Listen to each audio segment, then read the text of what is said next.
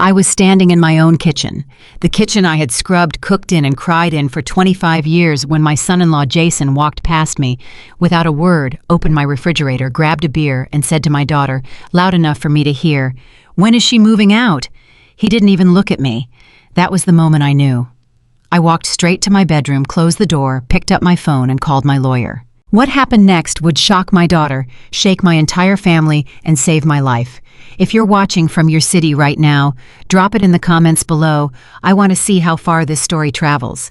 And if no one has told you today that your life still matters, I'm telling you now. Subscribe and stay with me. This one is for all of us. I remember the exact moment my life split in two. Not the moment I signed the sale papers. Not the moment I packed the last box. Not even the moment I drove out of Ohio for the last time, with nothing but 2 suitcases and a heart full of things I didn't know how to say. No. The moment my life split in two was a Tuesday evening in October. The leaves were turning outside. I had just pulled a pot roast out of the oven, Emily's favorite, since she was 7 years old when my phone rang. I saw her name on the screen and smiled. I always smiled when Emily called. That was the problem. I picked up on the second ring. "Hi, sweetheart." "Mom." Her voice had that particular tone, the one I had learned over 40 years of being her mother. Not the excited tone, not the "I miss you" tone, the tone that meant she needed something. "Is everything okay?" I asked, already turning the stove down. Yeah, everything's fine. Mom, can I come over this weekend? I need to talk to you about something." "Of course," I said. "I'll make your pot roast." She paused. "Actually, can Jason come too?" I set the spoon down on the counter. Something about that pause, something about the way she said Jason like she needed backup, like this was a meeting, not a visit, made my stomach drop just slightly. Just enough. "Of course he can," I said. "The more the merrier." They arrived Saturday afternoon. Emily looked beautiful the way she always did. She had my dark eyes and her father's wide smile, and when she was happy, you could see both of those things at once. But that afternoon, she wasn't quite happy. She was performing happy. I could tell the difference. I had been watching that face for 40 years. Jason shook my hand. He was a decent-looking man, broad-shouldered, the kind of man who filled a room and knew it. He had never been unkind to me exactly. He had never been warm to me either. He existed in my presence the way people exist in waiting rooms, politely, temporarily, always with one eye on the door. "Smells amazing in here, Margaret," he said. He never called me Mom. In 6 years of marriage to my daughter, he had never once called me Mom. I had stopped noticing. Or maybe I had just stopped admitting that I noticed. "Thank you, Jason," I said. "Sit down. Dinner's almost ready." We ate. We talked about small things. The baby Emily was 4 months pregnant, just starting to show, and the apartment and Jason's job and the neighborhood they were living in. I listened and smiled and refilled their glasses and felt the whole time like I was sitting on the edge of something. Finally, when the plates were cleared and I'd brought out the apple pie, Emily looked at Jason, and Jason nodded just slightly, the way people do when they've rehearsed something. "Mom," Emily said, "we need to talk to you about something important." "Okay," I said. I kept my voice even. "We've been thinking a lot about the baby coming and the apartment. You know how small it is, and we've been trying to figure out what makes sense for our family going forward." She paused. "Mom, we need your house." The words landed on the table between us like something dropped from a great height. I looked at her. She held my gaze, and in her eyes I saw something that broke my heart and confused me at the same time. It wasn't greed, not exactly. It was certainty. The absolute, unquestioned certainty that I would say yes. She had never doubted me once in her life. That was the most painful part. "Tell me more about what you mean," I said carefully. Jason leaned forward. "What Emily's saying is this house is perfect for raising a family. It's got the yard, it's got the space, it's in a good school district. Our apartment is a 1-bedroom. We can't raise a baby there. And with the housing market the way it is right now, we can't afford to buy anything in this area." "I understand the situation," I said. "What exactly are you proposing?" Emily reached across the table and covered my hand with hers. Her fingers were warm. They always had been, even when she was a baby. "We were thinking you could move in with us. You'd have your own room. We'd make it comfortable for you, Mom, I promise. And we'd take over the house. The mortgage is almost paid off, right? We'd handle the rest. You wouldn't have to worry about maintenance or property taxes or any of it. You could just relax. I was 62 years old. I had been working since I was 16. I had raised a child alone after my husband got sick. I had kept this house standing through 2 roof repairs, a flooded basement, a broken furnace in January, and a pandemic. I had done all of it, every single bit of it, without asking anyone for a single thing. And my daughter was offering me the chance to relax in a room in my own house, in a home that would now belong to her. I looked down at her hand covering mine. I looked up at her face, and I did what I had done Emily's entire life. I pushed my own feelings down so deep I couldn't feel them anymore. I smiled, and I said, "Let me think about it, sweetheart." I thought about it for 3 nights. The first night I cried. Not the kind of crying that feels good, that releases something. The silent kind. The kind where you're lying in the dark in the bed you've slept in for a quarter century, and you realize that the ceiling you've been staring at all these years might not be your ceiling much longer, and the grief of that is so specific, so physical, that you press your fist against your mouth just to keep yourself quiet. The second night I made lists. On one side of the paper, all the reasons to say yes. Emily needed help. A baby was coming. Family should take care of each other. I was getting older. What did I need all this space for, anyway? The mortgage was almost paid. I could be near my grandchild. On the other side of the paper, one sentence. This is the only thing I have left that is entirely mine. The third night, I called my best friend Dorothy. We had known each other for 30 years, since our daughters were in kindergarten together, and Dorothy was the only person in my life who had never once told me what I wanted to hear, just to make me feel better. "They want your house," Dorothy said when I finished explaining.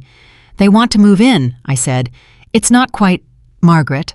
Dorothy's voice was gentle but firm. "They want your house." Silence. "She's pregnant," I said. "I know. She's my daughter." "I know that too. She needs Margaret." Dorothy stopped me. "What do you need?" I opened my mouth, closed it, opened it again, and I realized sitting there in my kitchen at 11 o'clock on a Wednesday night that I could not remember the last time anyone had asked me that question, including myself. "I don't know," I whispered. "Then you need to figure that out before you give anyone anything," Dorothy said. "Because once you give that house away, Margaret, you're not just giving away a building. You understand that, don't you?" I understood. I said yes anyway. "I want you to understand why. I know how it sounds. I know that from the outside looking in, it looks foolish.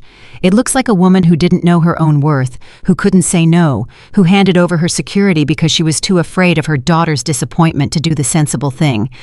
But it wasn't foolishness. Not exactly. It was something more complicated than that.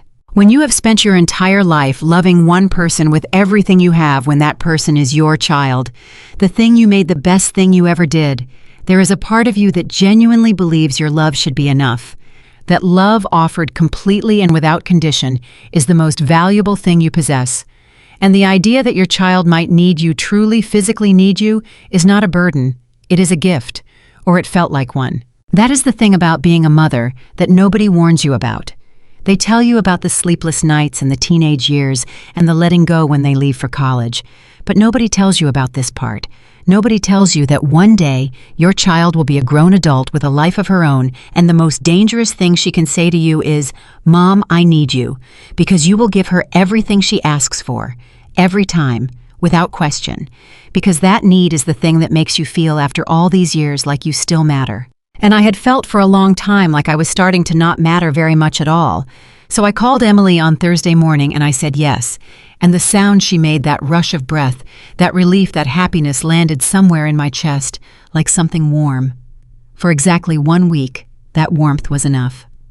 They moved in on a Sunday in November. I had already relocated to the downstairs bedroom by then. It was smaller, the room I'd used as a sewing room for years, but I'd made it comfortable. A new quilt on the bed, my books on a small shelf, a lamp that I liked. I told myself it was temporary, an adjustment period, a new chapter. Emily and Jason arrived with a moving truck. Friends came to help. There was noise and laughter and boxes everywhere and the kind of organized chaos that makes a house feel alive.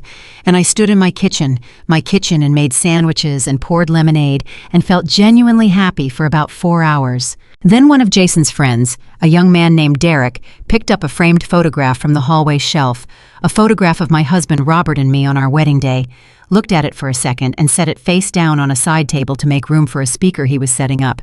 He didn't think anything of it. He set it face down and walked away and kept unloading boxes.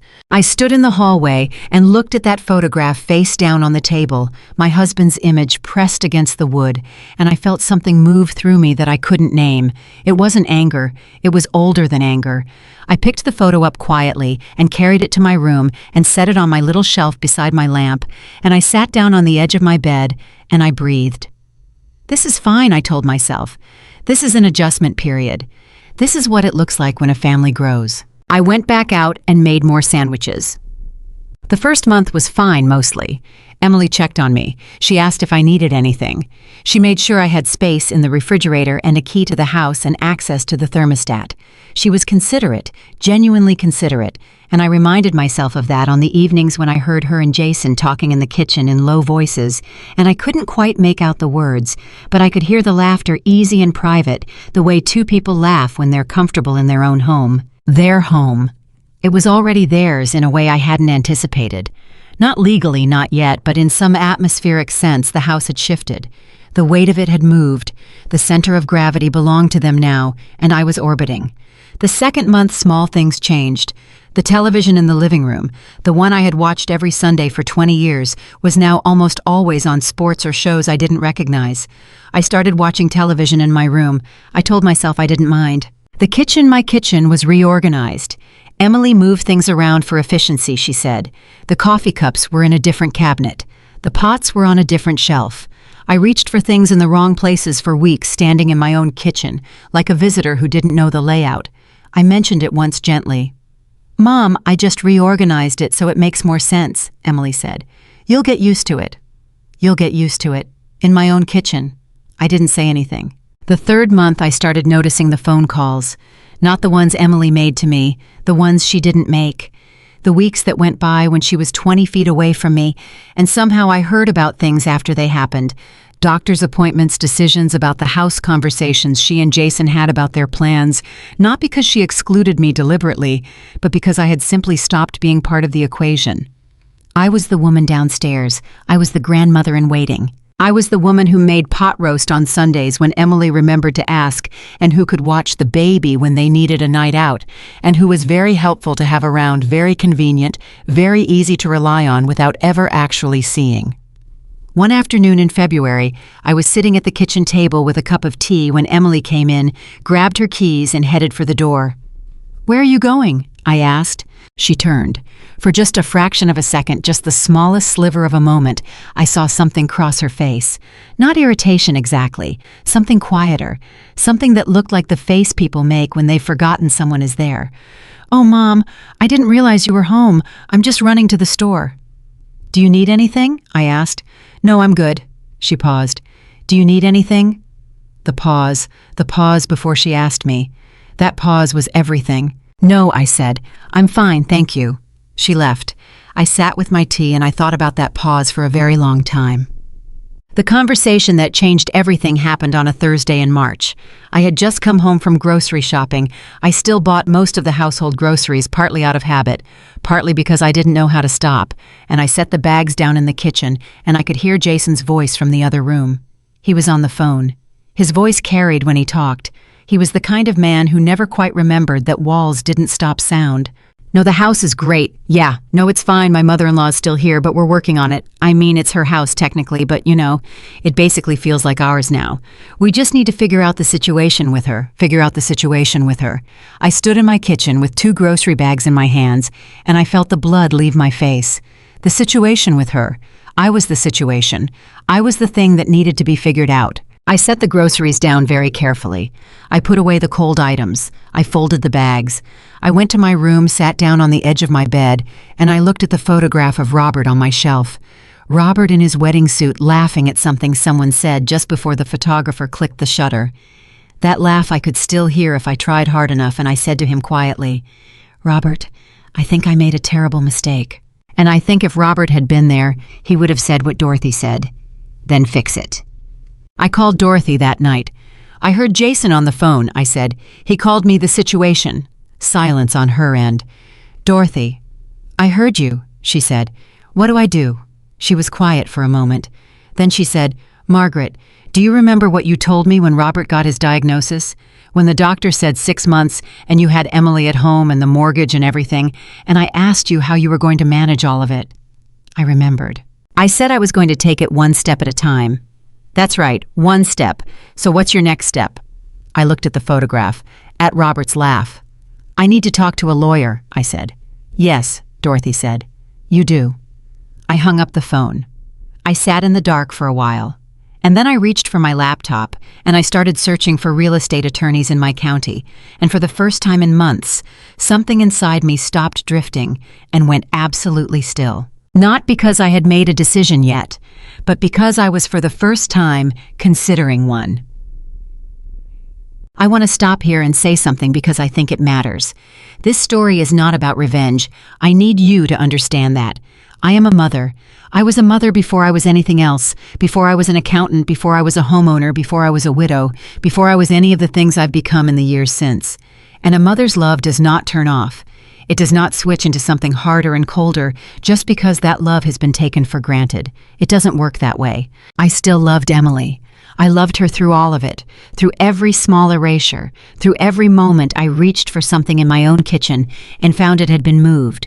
Through Jason's voice carrying through the walls, through every phone call that started with "Mom, could you?" and ended without a single question about how I was feeling or what I needed, or whether any of this was hard for me. I loved her through all of it. But I had finally slowly, in the quiet of a March night, understood something that I think a lot of people in my position take a very long time to understand.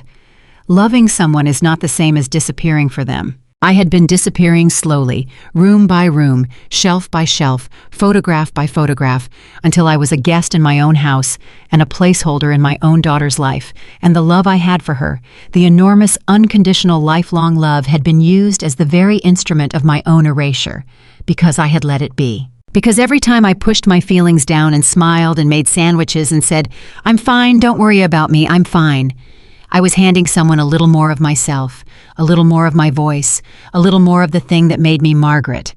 And on that night in March, sitting in the dark in the sewing room that had become my bedroom, in the house that had become someone else's story, I made myself a quiet, private promise, not to hurt anyone, not to punish anyone, but to remember finally that I was still here, that my life still mattered, that the woman in that wedding photograph, young and laughing beside a man she loved, was still somewhere inside me waiting. I had been the most useful woman in my daughter's world for 40 years. It was time to find out who I was when I stopped being useful. And it started with one phone call. I called Richard Hayes at 8:47 the next morning. I had my documents ready, and I was done disappearing. Drop your city in the comments right now. I want to see where this story has reached.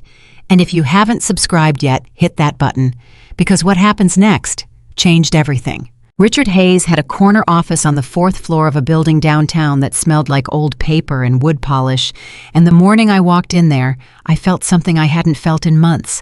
I felt like myself, not Margaret the mother, not Margaret the grandmother in waiting, not Margaret the situation that needed to be figured out. Just Margaret. A woman who had worked her entire life, paid her own way, and was finally about to have a conversation on her own behalf. His secretary had offered me coffee when I came in. I said yes, and I sat in the waiting area with the cup in both hands, and I told myself to breathe. I had been up since 5 that morning going through the file I'd kept in the back of my closet for 25 years. The original deed to the house, the mortgage statements, the property tax receipts, every document, every payment record organized in a manila folder that I had put together myself the year Robert and I bought the house, because Robert always said, "Keep everything, Margaret. Paperwork is just proof that you showed up." I had shown up. For 25 years I had shown up for that house. For every bill, every repair, every hard month when the budget was tight and I moved money around and made it work anyway, because that house was the one stable thing in a life that had known a lot of instability. And I had the paper to prove every single bit of it. Richard came out to meet me himself rather than sending his secretary. He was a tall man, maybe 60, with reading glasses pushed up on his forehead, and the kind of steady handshake that told you he had heard a lot of difficult stories in his career and hadn't been rattled by any of them. "Margaret Collins," he said, "come on back." I followed him into his office and sat down across from his desk, and I put my folder on my knees and I said, "I need to know where I stand." He looked at me over his glasses. Tell me the situation. So I told him. All of it. The phone call in October. The dinner in November. The move. The downstairs bedroom. The reorganized kitchen. The framed photograph placed face down. Jason's voice through the wall. Every piece of it in order the way I'd been rehearsing it in my head since 3 that morning. Richard listened without interrupting. He didn't write anything down. He just listened with his hands folded on the desk and his eyes on my face, and when I finished, he was quiet for a moment, and then he said, "You said the house is in your name, just your name. My name only," I said. "It was in both our names when Robert was alive. When he passed, it transferred to me. I have the deed. And they're not on the mortgage, neither Emily nor Jason. No, the mortgage is in my name. Always has been." "Have you signed anything, any kind of agreement, written or verbal, about the transfer of the property? Any cohabitation agreement, anything at all?" "Nothing," I said. Richard picked up his pen then for the first time and made a single note on the pad in front of him. Then he looked up at me and said very plainly, "Margaret, this house belongs to you, completely and entirely to you. Your daughter and her husband have no legal claim to it whatsoever. They are guests in your home. That's all they are." I already knew the answer. I had known the answer before I walked in, but hearing it said out loud in plain language by someone sitting across a desk from me, someone with a law degree on the wall and no emotional stake in my choices, did something to me that I still have trouble describing. It felt like standing up straight for the first time after years of hunching. It felt like air. "So if I wanted to sell it," I said slowly, "there would be nothing stopping me." Richard set his pen down.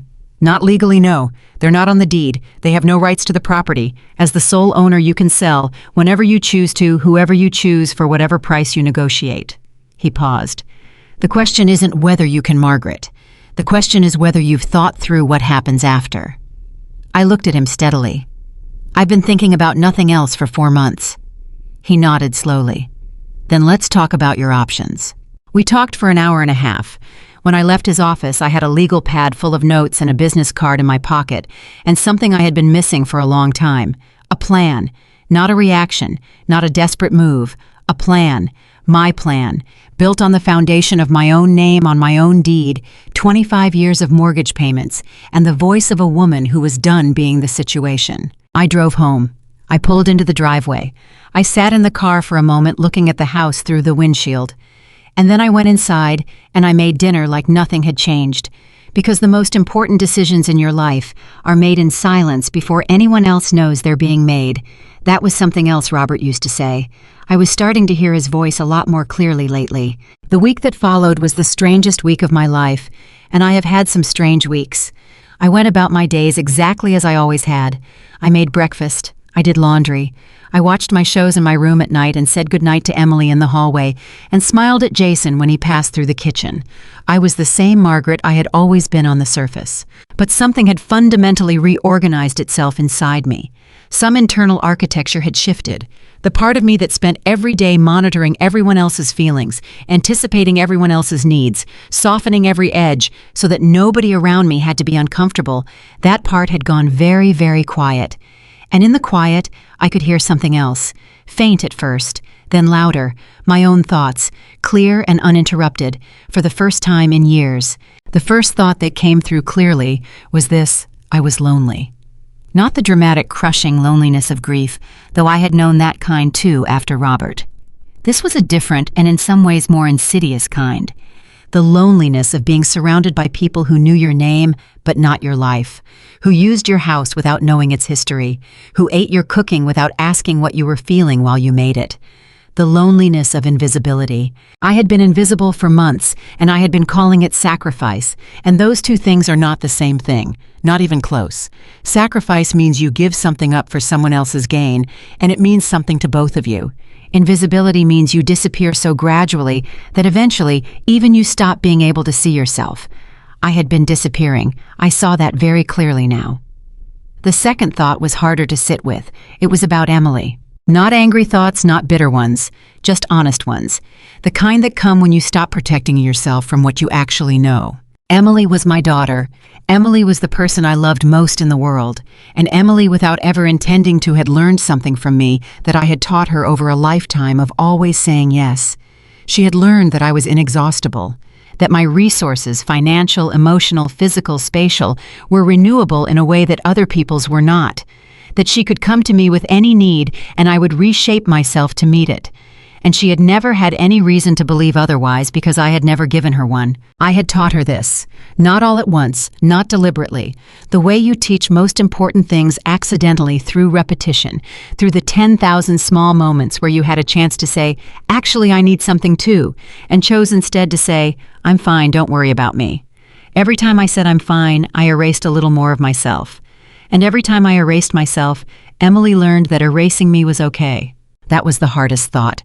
Not that my daughter was cruel, but that I had been in some fundamental way complicit in my own erasure.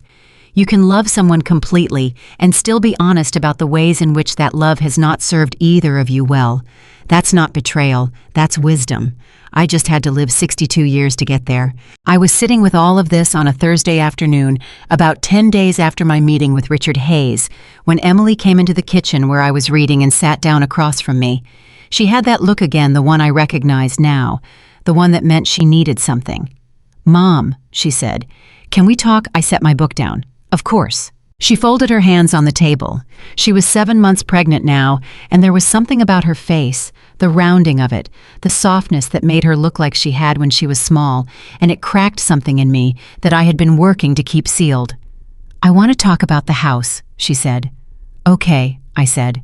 "Jason and I have been talking, and we think it makes sense for us to start looking at refinancing the mortgage in our names, to make things more official, for security, for the baby, for the future." She looked at me. "Would you be open to doing a formal transfer, like legally putting the house in our names?" The kitchen was very quiet. I kept my face very still. "Is that what you want?" I asked. "It would just make everything cleaner," she said. "More stable. We could handle everything from there, the mortgage payments, the taxes, all of it. You wouldn't have to worry about anything." And there it was, the final ask, the one that had been coming since October. Everything else had been the approach, the reasonable conversation, the practical framing, the gentle insistence that I didn't need so much space, and this was the destination, the deed in their names, the house legally theirs, and me, what a tenant, a guest. The elderly mother in the downstairs room worrying about nothing, relieved of all responsibility for the place she had built her life in. I looked at my daughter. I looked at her for a long time, and I said, "Let me think about it." She blinked. I think she expected an immediate yes, or maybe she expected hesitation that she could gentle away with reassurances.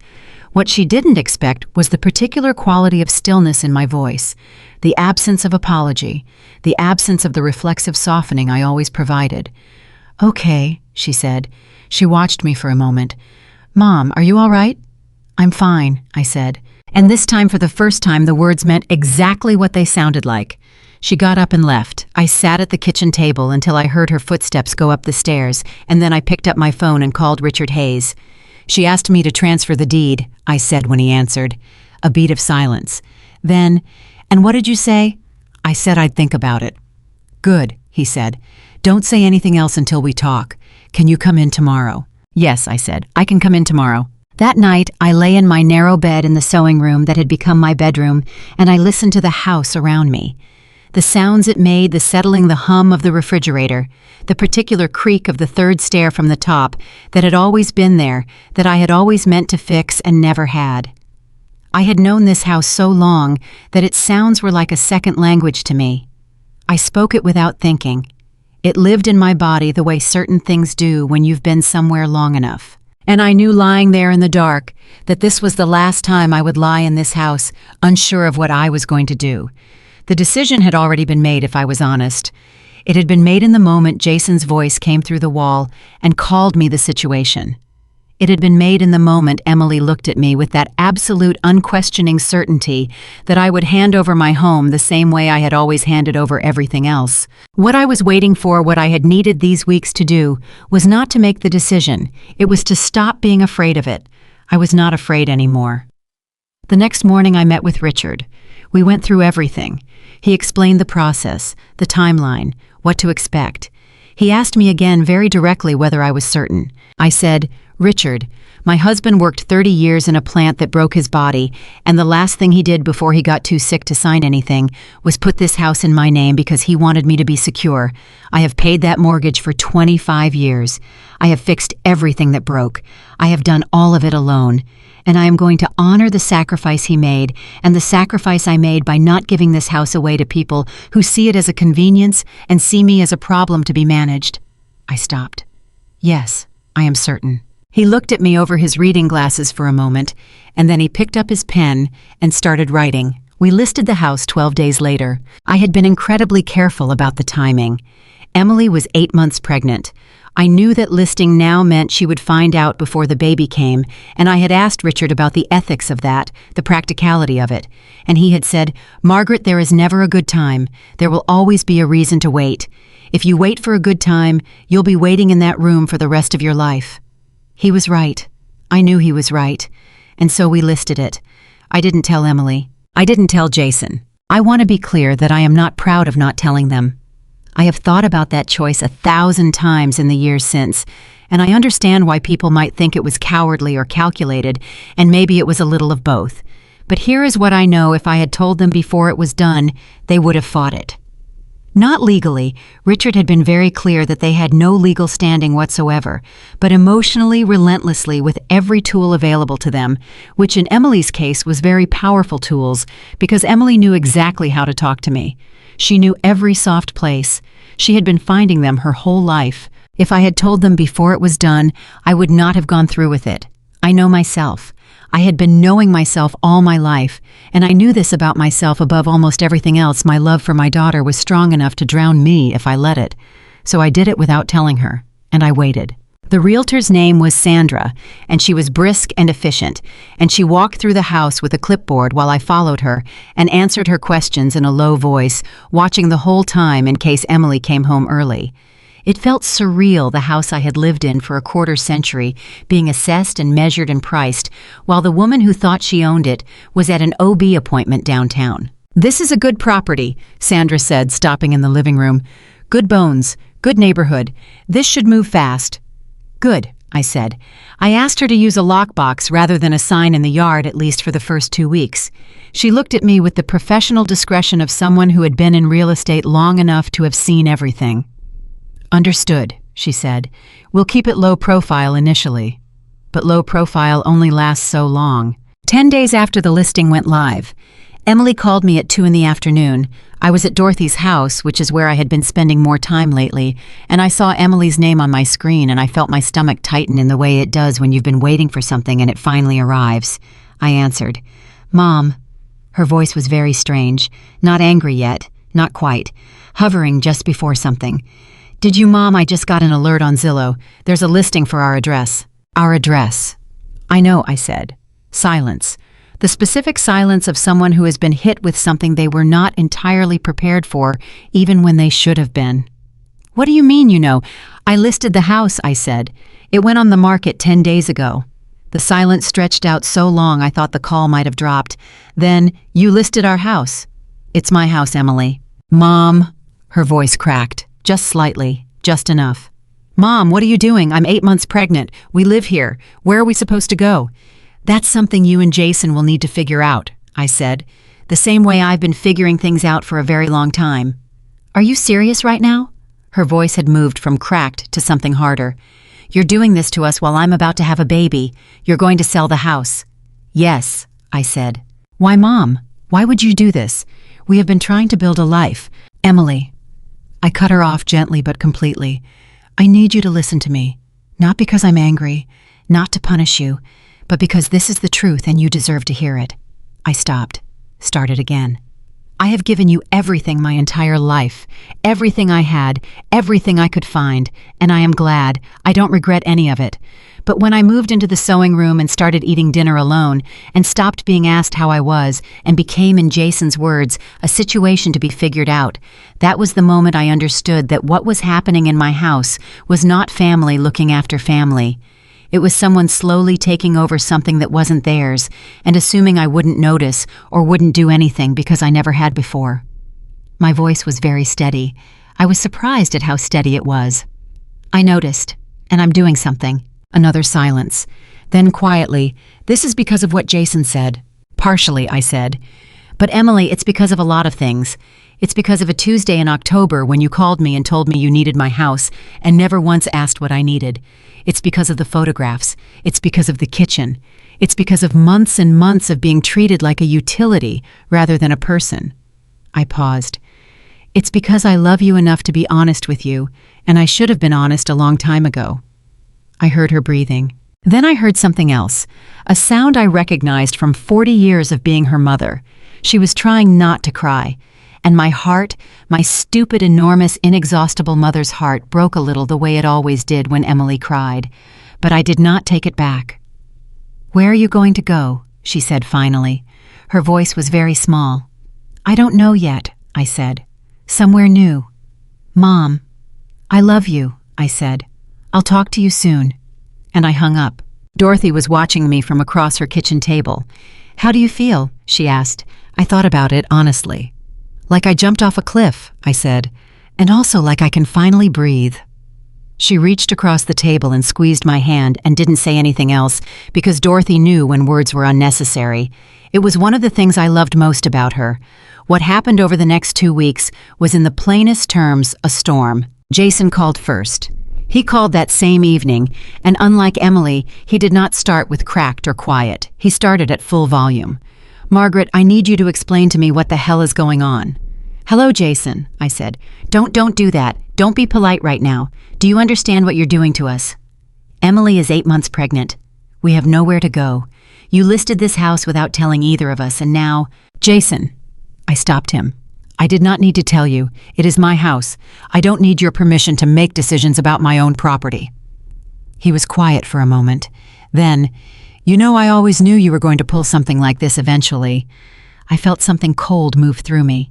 "Is that right? Emily kept telling me you were fine, you were supportive, you were happy to help, but I always had this feeling that you were just waiting for the right moment to make us pay for needing something from you." I have replayed that sentence many times. In the dark when I couldn't sleep, in the car driving somewhere, in the quiet of my new home. I have replayed it, and I have sat with it, and I have tried to be honest about whether it contained any truth, because that is what I believe you have to do when someone says something painful about you. You sit with it, and you examine it honestly before you decide what to do with it. And what I decided was this: it was not true. But it also was not nothing, because what it told me was the story Jason had built about me in his mind. Not a mother-in-law who had given everything she had, not a woman trying to maintain a shred of independence in the only home she'd ever known, but a threat, a resentment in waiting, something that needed to be managed. That was how he had seen me all along. "Jason," I said, "I want you to think very carefully about the first night you moved into this house. I want you to think about a photograph that was on the shelf in the hallway. A photograph of me and my husband on our wedding day." Silence. "I want you to think about who put that photograph face down on a table to make room for a speaker." More silence. "That was the moment," I said quietly. "Not when I called the lawyer, not when I listed the house.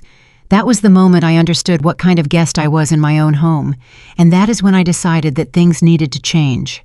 I paused. "I want you to tell Emily I love her, and I will be in touch about the timeline." I hung up. My hands were shaking slightly, not from fear, from the particular physical response of saying something true out loud to someone who didn't want to hear it. I sat down, and I waited for my hands to stop shaking, and when they did, I went and poured myself a glass of water, and I stood in my kitchen, and I looked around at the walls, and I said goodbye to all of it quietly in my own way. The kitchen that had witnessed everything. The window above the sink where I had watched 25 winters come and go. The back door that Robert had fixed himself the summer before he got sick. The hinge slightly off-center in a way that only I would notice, in a way that I had never fixed because it was his. I said goodbye to all of it, and then I made dinner. Because you have to eat. That is one thing that does not change regardless of what is collapsing around you. You still have to eat. And I had always been good at making something out of what was left. The sale moved quickly. Sandra had been right about that. The house had good bones, a good neighborhood, a good school district. Emily had not been wrong about any of those things, and by the third week it had 3 offers, and we went with the highest, which was cash, which meant no mortgage contingency, which meant we could close in 30 days, 30 days. Emily showed up at my door one evening during those 30 days. She didn't call first. She just appeared at the door, very pregnant, her coat only half buttoned because she couldn't quite close it anymore, and she looked at me and she said, "Can I come in?" "Of course," I said. She came in and stood in the kitchen, and she looked around at the space in a way that told me she was seeing it differently than she had a few weeks ago, seeing it as something that was leaving, something that had a number of days left. "I don't understand," she said. "I don't understand how we got here." And I said, "Emily, sit down. Let me make you some tea, and I'm going to explain it to you." So she sat and I made tea and I talked for a long time, not angrily, not with the intention to wound, with the intention to be honest with my daughter maybe for the first time in our adult lives. I told her about October and the phone call and how it felt to hear she needed my house. I told her about the sewing room and the kitchen and the photographs. I told her about Jason's voice through the wall. I told her about the deed transfer request and what it felt like to be asked to hand over the last solid thing I owned, the thing that represented 30 years of showing up, the thing Robert had made sure belonged to me. I told her about the loneliness. That was the hardest part to say. Not the anger, not the practical grievances, but the loneliness. Being 20 feet away from my own daughter and feeling like a stranger. Being in my own kitchen and feeling like a visitor. Emily listened. She held her mug in both hands and she listened, and the expression on her face moved through several things. Defensiveness, then something slower, then something very quiet. When I stopped talking, she was silent for a moment. Then she said, "I didn't know you felt that way." "I know," I said. "That's the part that's my fault. I should have told you." "Why didn't you?" I thought about it. "Because I was afraid if I told you I was struggling, you'd think I resented you. And I didn't. I don't. But I also had stopped being able to tell the difference between love and self-erasure, and by the time I figured out the difference, I was already most of the way gone." She looked down at her mug. "I told Jason to stop saying things like that," she said quietly. "Like you were a problem to figure out, I told him." "I know you probably did," I said. "But I didn't stop it enough." She looked up at me. "Mom, I'm sorry. I am genuinely sorry. I let myself get so focused on what we needed that I stopped thinking about what this was costing you." Her voice cracked at the end. She pressed her lips together. "I kept thinking she's my mom. She'll be okay. She always is." "That's the thing about people who are always okay," I said. Eventually they stop being okay, and everyone around them is shocked because they hadn't been paying attention. Emily set down her mug and covered her face with her hands. I let her cry, and then after a minute I got up and I went and sat beside her, and I put my arm around her, and she leaned into me the way she had since she was 4 years old, and I held my daughter in the kitchen of my house on one of its last evenings as my house, and I felt simultaneously grief and relief and love and an absolute bone-deep knowledge that I had done the right thing. Both things can be true. You can love someone completely and still have to leave. You can break someone's heart and still be doing the right thing. You can cry in your own kitchen on a Tuesday night and also be somewhere underneath the crying more yourself than you have been in years. Both things can be true. "Where are you going?" Emily asked, her voice muffled against my shoulder. "I'm not sure yet," I said. "Somewhere I can start over." She pulled back and looked at me. Her eyes were red. "You're really doing this." "I really am." "You're not going to change your mind." "No," I said. "I'm not." She looked at me for a long time. Her face did several things I couldn't quite read. Then she said very quietly, "I think I understand. I hate it, but I think I understand." And that from Emily was more than I had expected. That evening after she left, I went to my room and I sat on the edge of my bed and I looked at Robert's photograph. And I said, "I'm going somewhere new, Robert. I don't know what it looks like yet, but I think it's going to be okay." The closing was on a Friday. I signed my name one last time on one last document and handed over the keys, and Sandra shook my hand, and the buyers, a young couple 30s, a baby of their own on the way, which felt like something the universe arranged on purpose, shook my hand and thanked me and said they would take good care of it. I believed them. I walked out of that office into a gray February afternoon with a check in my bag that represented 25 years of a life I had built, and I stood on the sidewalk and I breathed the cold air and I felt the full weight of what had just happened. I had just sold everything. Now I had to figure out what came next. I had a suitcase already packed in the trunk of my car. Just one. There were movers scheduled for the rest. I had said goodbye to the house that morning alone in the 40 minutes before I had to leave for the closing. I had walked every room slowly, touched the door frames, stood at the kitchen window one last time, found the off-center hinge on the back door, and put my fingers on it and said, Robert's name very quietly, the way you say the name of someone you have loved and lost, and are still loving and still losing every day in every small thing. I got in my car, I pulled out of the parking lot, and I started driving south. I didn't know exactly where I was going. I had a general direction. North Carolina. Dorothy had a cousin there who had told me good things about a small town, about the pace of life, about what it felt like to start over somewhere no one knew your history. I had a name of a town and a vague idea and a full tank of gas and my whole life in my bank account. It was the most frightening thing I had ever done. It was the most free I had ever felt. Both things were true. I drove until the Ohio state line was behind me, and the sky had gone from gray to a pale, washed-out blue, and then I pulled over at a rest stop somewhere in the middle of nothing, and I sat in the car and I let myself cry. Really cry. Not the silent, pressed fist kind. The kind that comes from deep in the chest. The kind that's about everything. The house, the marriage, the years, the daughter, the self. You lost so gradually you didn't notice until she was almost entirely gone. I cried until I was empty. And then I blew my nose, and I looked in the rearview mirror at my own face, 62 years old and red-eyed and completely unrecognizable from the woman who had answered a Tuesday evening phone call in October, thinking her daughter needed help. I looked at myself for a long moment, and then slowly I smiled.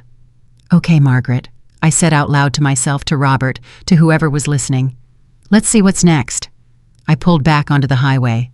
And I didn't look back. The town was called Millhaven. Population 4,000, give or take.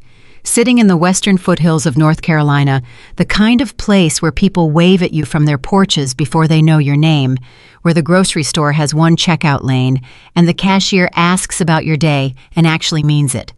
Dorothy's cousin Barbara had described it to me over the phone as the kind of quiet that heals you, and I had written that down on a notepad and looked at it every night for 2 weeks before I drove south, the way you look at something you're not sure you deserve. I found a rental through a property management company. A small house, 2 bedrooms, 1 bath, a kitchen with a window over the sink, a backyard that needed work. It was 1/3 the size of what I had left behind. I signed the lease on a Friday afternoon sitting across from a woman named Patty, who had the kind of warmth that comes from decades of actually caring about people. And when she handed me the keys, she said, "Welcome to Millhaven, hon.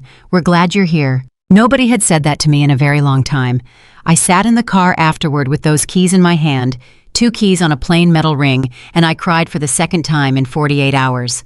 Not the deep chest kind this time, the overflow kind, the kind where your body is just releasing pressure that has been building for months, and there is almost something physical about the relief of it. The movers came 2 days later with the boxes I had packed from Ohio.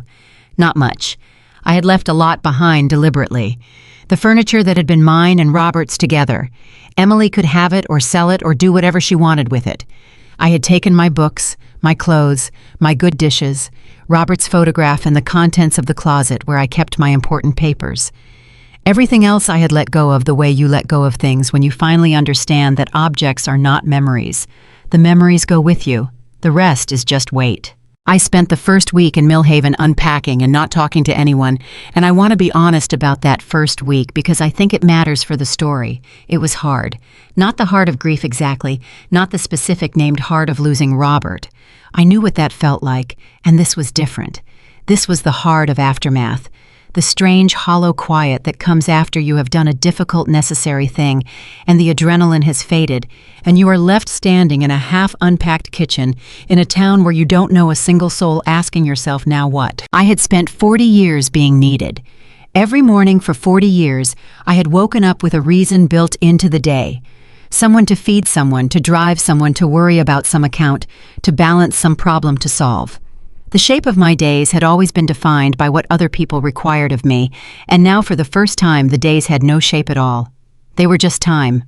Open, unstructured mine. I did not know what to do with that. The first morning I made coffee, and I sat at the kitchen table, and I looked at the wall for 20 minutes because I genuinely could not think of what to do next. No one needed breakfast made. No one needed anything from me. The day stretched out ahead of me like something I didn't know how to read. So I did the only thing I could think of. I got up, put on my coat, and walked outside. I walked for 2 hours that first morning. No destination, no plan, just movement. I walked through neighborhoods I didn't know, past houses I had no history with, along streets that held none of my memories. And something happened during that walk that I hadn't anticipated.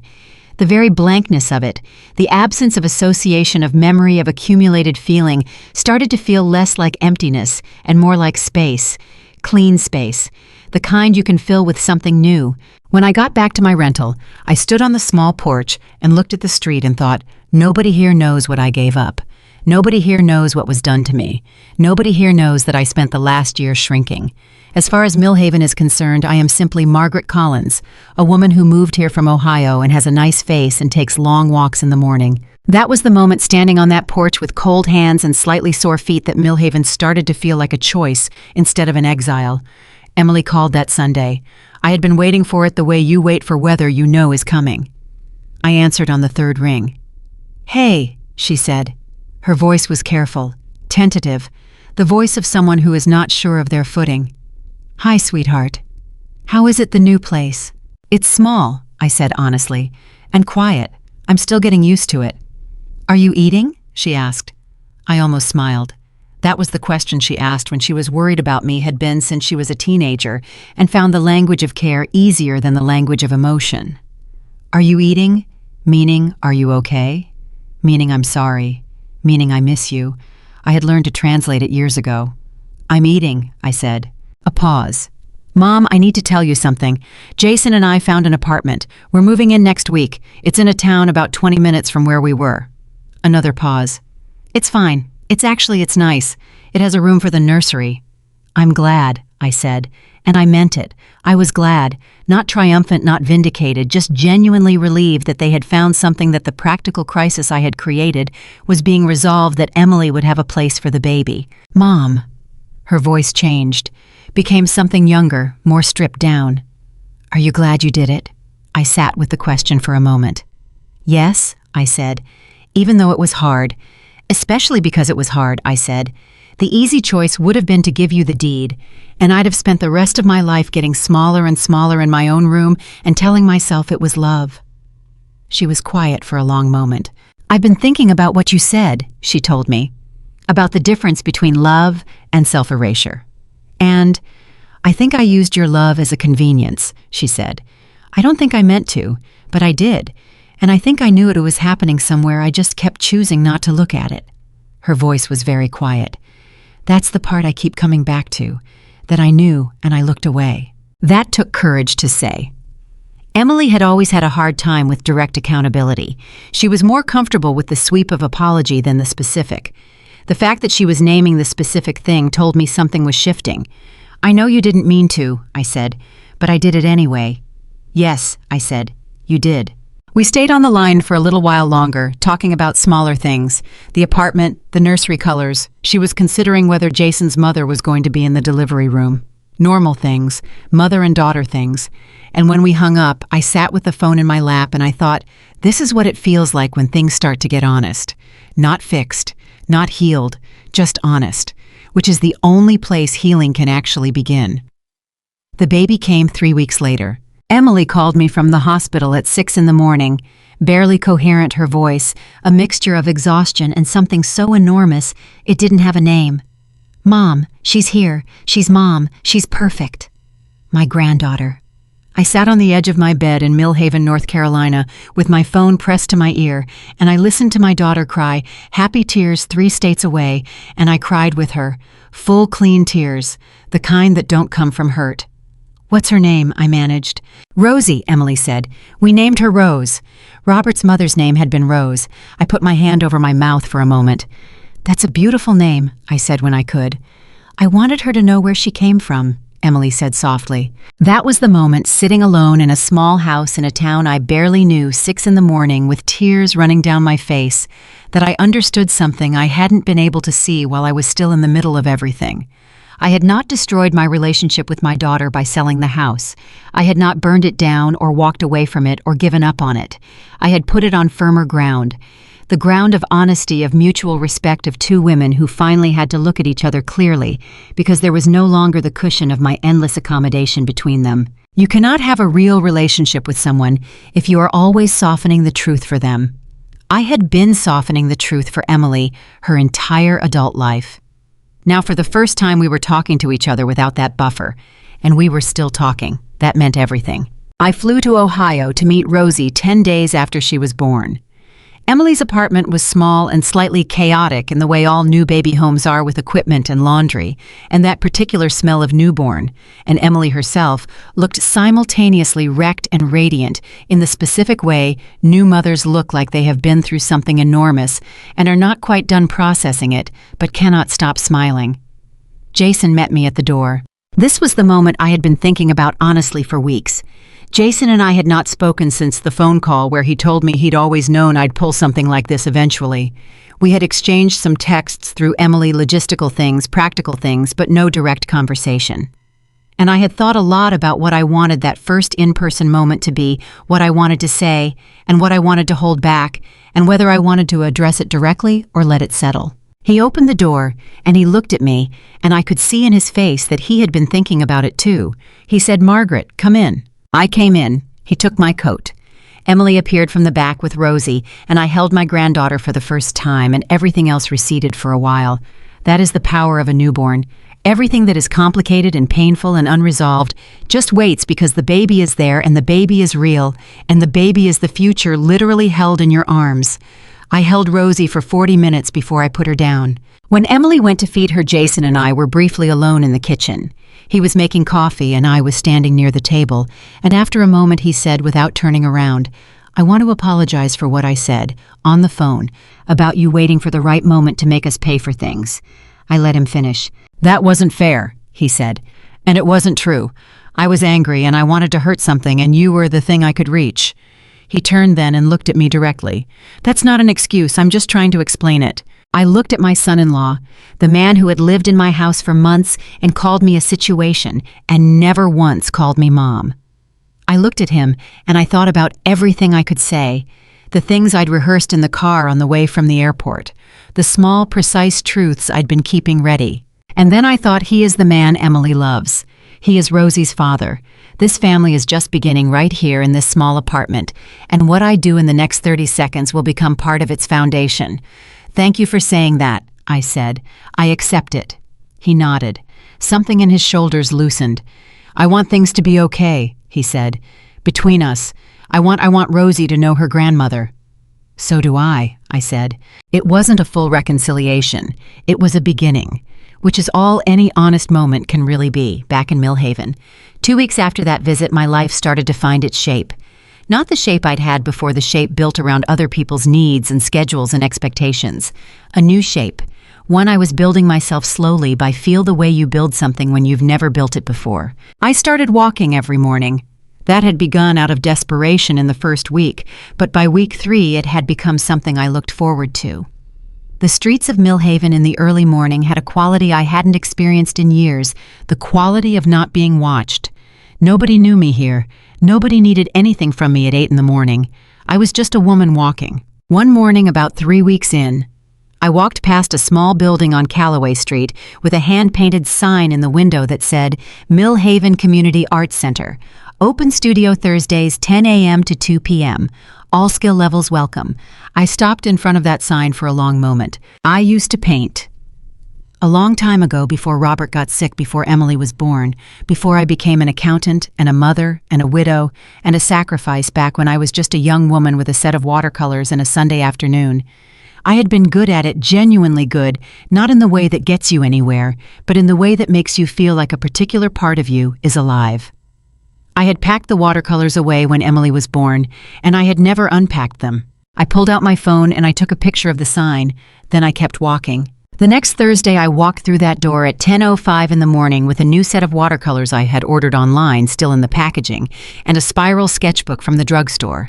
And I stood in the entrance of the open studio, looking at a room full of people, mostly women, mostly my age, some older, one man in his 70s with a beard and an impressive collection of oil paints, and I felt for a fraction of a second the specific terror of being new somewhere. Then a woman looked up from her table and smiled at me.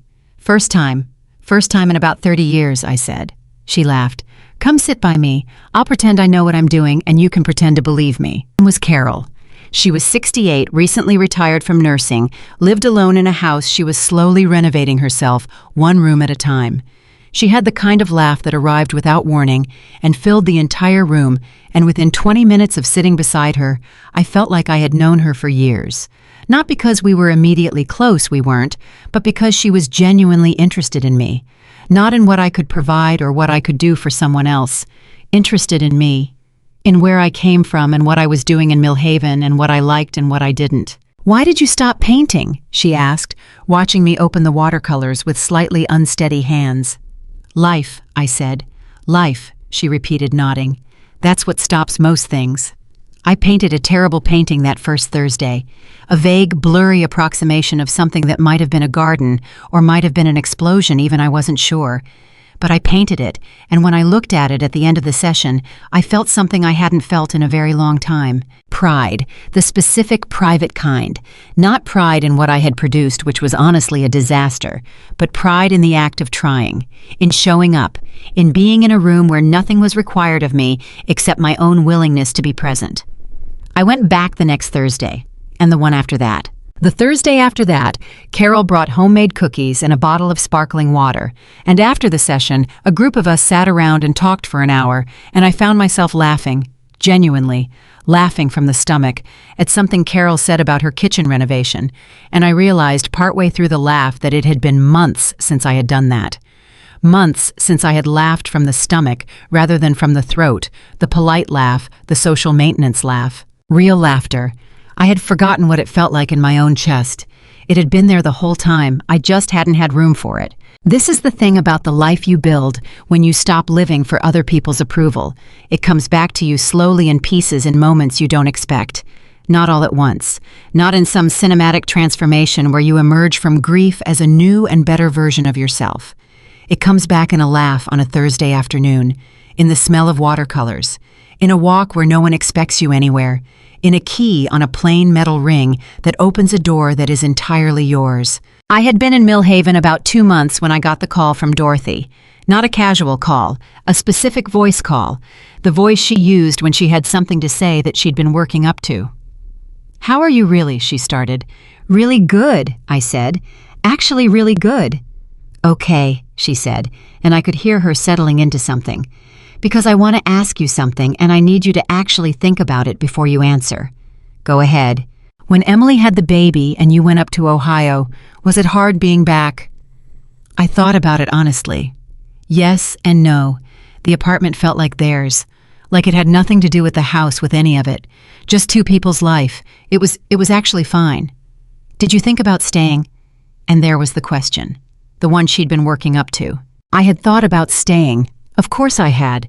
Standing in Emily's kitchen holding Rosie, I had felt the pull of it, the gravitational pull of proximity to the people I loved most, of being there when they needed me, of the familiar city and the familiar streets, and Dorothy herself, 30 years of friendship, 20 minutes away.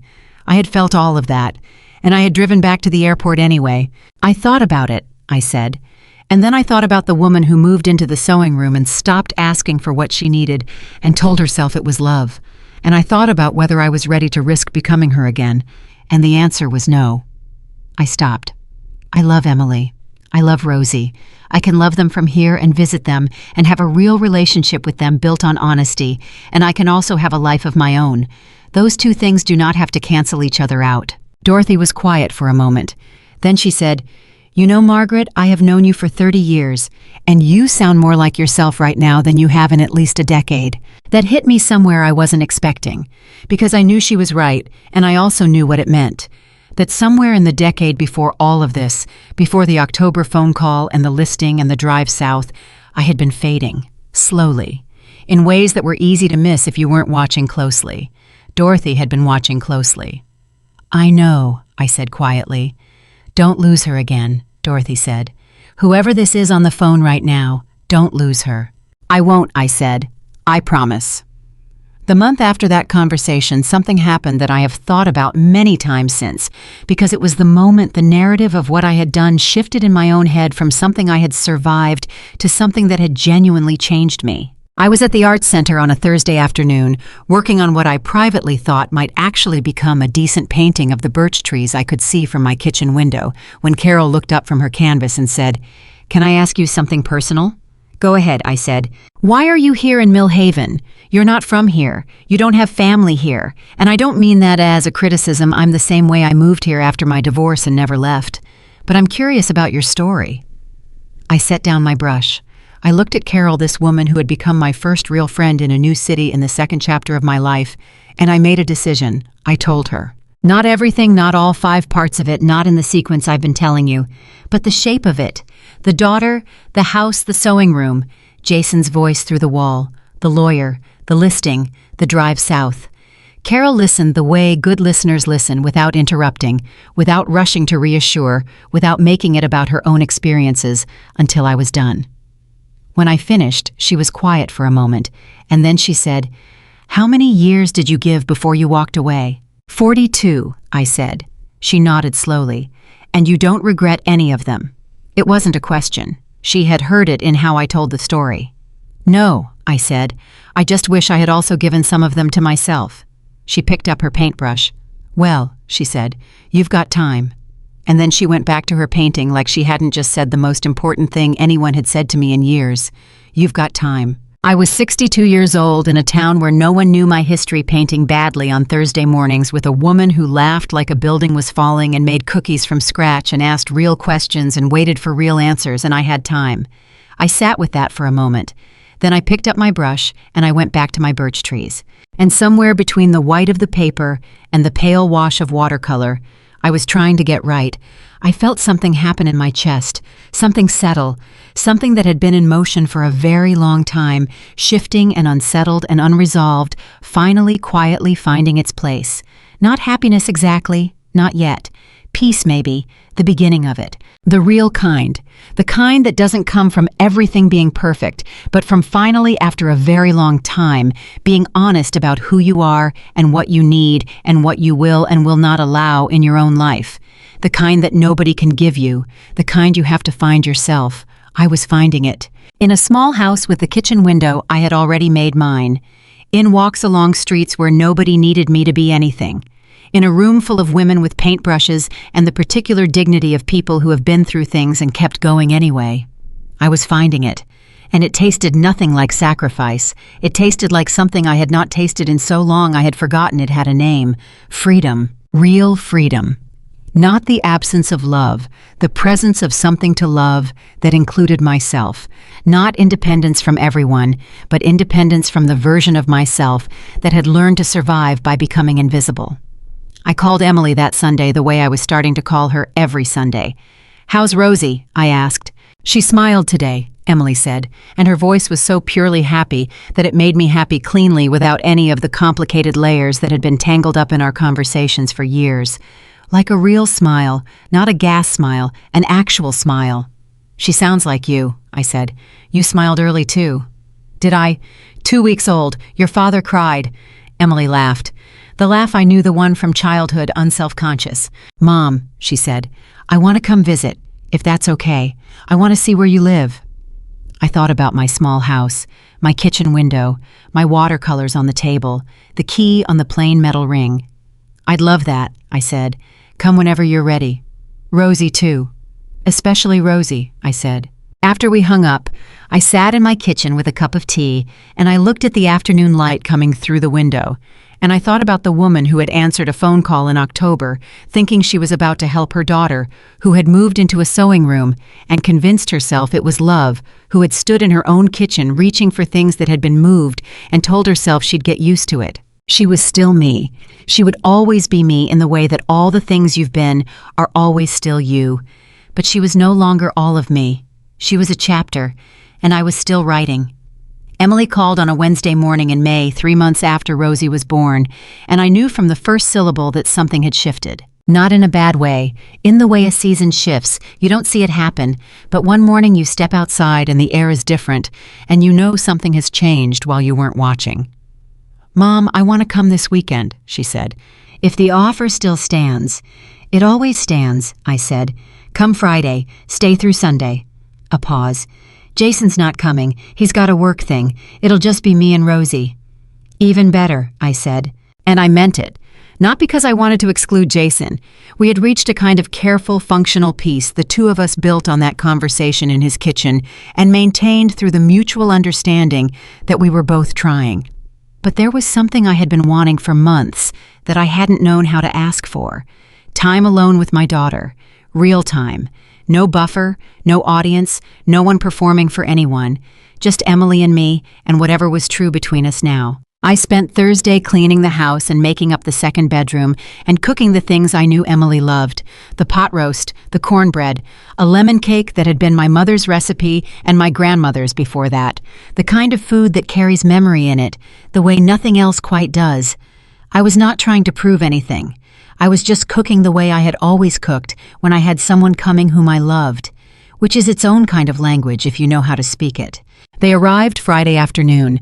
I heard the car in the driveway, and I went to the front door and opened it before Emily even had her hand on the knob, and she was standing there with Rosie strapped to her chest in one of those carriers and a weekend bag over her shoulder, and she looked at me and said, "Hi, Mom."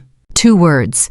But the way she said them, the full weight she put into them like she was putting something down that she'd been carrying, made me reach out and pull her in before either of us could say anything else. I held my daughter and my granddaughter at the same time, standing in the doorway of my small house in Millhaven, and I let myself feel all of it. The 3 months of distance, the year of difficulty before it, the 40 years of love that had never stopped, not for a single day, even when we were hurting each other. All of it at once. Emily pulled back first. Her eyes were wet. She looked at me, and then she looked around at the entrance to my house, and I watched her face take it in. "Mom," she said, "this is really nice." "It's small," I said. "It feels like you," she said. That stopped me for a second. Because she was right, and I hadn't thought of it in those terms, but standing there watching Emily look around at the books on the shelves and the watercolors on the table and the particular arrangement of things that had emerged naturally from a woman living alone and making her own choices for the first time, she was right. It felt like me. The me I was becoming, or maybe the me I had always been, and simply hadn't had room to be. "Come in," I said. "I made pot roast." She almost laughed. "Of course you did." We ate dinner with Rosie in a little bouncy chair on the table between us, and Emily fed her in between bites of her own food, and we talked the way we hadn't talked in years, not the careful navigating talk of the recent months, feeling for safe ground with every sentence. The old talk, the easy kind. The kind where you say what you actually think because you're not afraid of what the other person will do with it. She told me about this new apartment, what she liked and what was driving her crazy. She told me about the mothers group she'd started going to, the women she was meeting, how strange and wonderful and completely overwhelming new motherhood was. She told me that Jason had started therapy, which surprised me, and that he was genuinely trying to understand some things about himself, which surprised me more. "He told the therapist about the photograph," she said. I looked up from my plate. "The one he put face down. He told his therapist what you said to him on the phone about the hinge your dad fixed, and apparently he spent a whole session on it." She looked at me. "He cried, Mom. He actually cried." I set my fork down very carefully. "He never cried in front of me for 6 years, Emily said, "and he cried in therapy about a photograph he put face down in someone else's house." She shook her head. "I don't know what to do with that exactly, but I think it means something." "It means he understood what he did," I said. "Do you forgive him?" The question landed directly the way Emily's direct questions always did, without warning. She had always done that even as a child, cut right to the thing. I thought about it honestly. "I'm working on it," I said. "I don't think forgiveness is a switch you flip. I think it's something you do in stages, and I'm in the early stages." "That's fair," she said. "It's honest," I said, "which is better than fair." She nodded slowly. "You've gotten so much better at that." "At what?" "Saying what's actually true instead of what sounds nice." She smiled just slightly. You used to just say things were fine, all the time. Fine, fine, everything's fine. Everything was not fine, I said. I know that now. The smile faded into something more serious. I want to ask you something, and I need you to tell me the actual truth, not the version that makes me feel better. Go ahead, I said. She looked at me across the table. Rosie was asleep in the bouncy chair between us, one small fist curled against her cheek. Do you think I'm a good person? The question hit me somewhere I wasn't entirely prepared for. Not because it was surprising. I understood exactly why she was asking it, the guilt she had been carrying, the story she'd been telling herself about what kind of daughter she was, what kind of person she was. But the asking of it from my daughter in that voice, the genuine, uncertain, please just tell me the truth voice, broke something open in my chest. I looked at her for a long moment. Yes, I said. I think you're a genuinely good person who learned some bad habits from a mother who never taught you to account for her needs. And then you had to unlearn them the hard way in public, in a situation that was painful for both of us. But yes, you are a good person, Emily. She pressed her lips together, held it together for about 4 seconds. Then she put her face in her hands and she cried, really cried for the first time since all of this had begun. Not the phone call crying or the fighting crying or the overwhelmed new mother crying. The deep kind, the kind that's been waiting a long time. I let her cry. Then I said, now eat your pot roast before it gets cold. She laughed through the tears, the way she always had, laugh and cry at the same time, and I handed her a paper napkin, and she blew her nose loudly, very undignified, and I thought, there she is, there's my daughter. We stayed up until midnight that night, the two of us, after Rosie was down. We sat in my small living room and we talked the way women talk when the night gets late and the guard comes all the way down. About Robert, about the marriage, about the years when Emily was growing up and I was trying to be everything at once and not doing a perfect job of any of it. About what I wished I had done differently. About what she wished she had understood sooner. Do you know what I was most afraid of? Emily said at some point past 11, with her feet tucked under her on the couch. When you listed the house, when I realized you were actually doing it. What? That you didn't love me anymore. She said it simply without drama, just the truth offered plainly. I know that sounds childish, but that was it. I thought if she can do this, if she can take this back, maybe everything I thought I knew about how much she loved me was wrong. I looked at my daughter. Emily, I said, I love you the way the ground loves gravity. It's not a feeling I have. It's a fact about how I'm built. You cannot take that away from me by needing too much. You cannot take it away from me by taking things for granted. You cannot take it away from any of this. I paused. But love doesn't mean I disappear. Love doesn't mean I hand over everything I have and then have nothing left. That's not love, that's a transaction. And I am not a transaction. She was very still. I sold the house because I love you, I said. Because staying in that situation was making me into someone who was going to resent you eventually, and I would rather restart my own life from scratch than let resentment become part of what we are to each other. She was quiet for a long time. Then she said, I never thought about it that way. I know, I said. We went to bed after midnight. I lay in the dark in my room, and I listened to my house, this small new house that did not yet have 30 years of sounds in its walls, and I felt something I can only describe as full. Not in the overwhelming way of those months in Ohio when the house had been too full of other people's lives, and I had been squeezed into a corner. Full in the good sense, the sense of having just enough and knowing it is enough. Saturday was quiet and good. We walked in the morning, Emily pushing Rosie in the stroller, me beside her. We went to a little cafe I had found on one of my walks, and we sat for 2 hours over coffee, and Carol came in at some point, and I introduced them, and I watched my daughter and my new friend shake hands and talk, and I felt something I recognized after a moment as pride. Not the old kind, the reflective kind, the pride of a woman who exists primarily in relation to other people. A different kind, the pride of someone who has built something. That afternoon, while Rosie napped, Emily looked at the paintings I had been working on, 4 of them in various stages of completion, propped against the wall in what had become a makeshift studio corner of the second bedroom. She looked at them for a long time without saying anything. Then she said, Mom, these are really good. They're not, I said, but I'm getting better. She turned to look at me. Why did you stop when I was born? Because there wasn't time, I said, and then there wasn't space, and then I forgot I'd ever done it. That makes me sad, she said. Don't be sad about it, I said. Be glad about this. I gestured at the paintings at the room at the whole small house. I found it again. She looked at me for a moment. Then she said, I want Rosie to see this, when she's older. I want her to know this about you, that you painted and you started over and you built this. She paused. I want her to know that her grandmother knew how to start over. I did not trust my voice for a moment.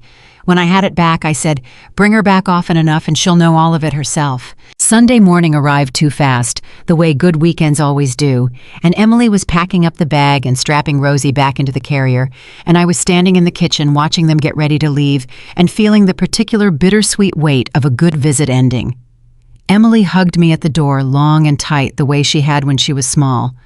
Mom, she said against my shoulder. Yeah. I'm proud of you. I pulled back enough to look at her face.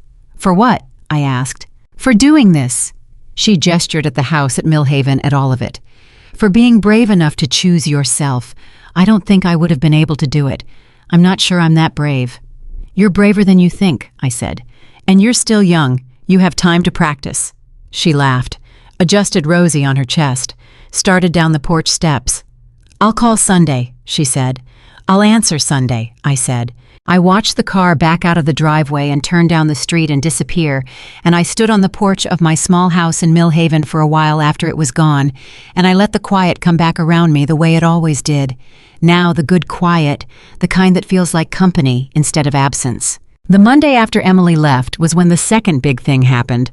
The thing I had not seen coming, which is always how the things that change you arrive sideways when you're looking somewhere else. I was at the community center for Thursday Open Studio, except this was a Monday, because Carol had convinced me to come to a different session, a smaller one, more focused, run by a woman named Judith, who taught painting for adults returning to creative practice after long absences, which was such a specific description of my situation that Carol had actually texted it to me with the message, "This is literally about you, get in the car." Judith was maybe 70 small and very precise in her movements, with the kind of no-nonsense warmth that comes from a lifetime of teaching.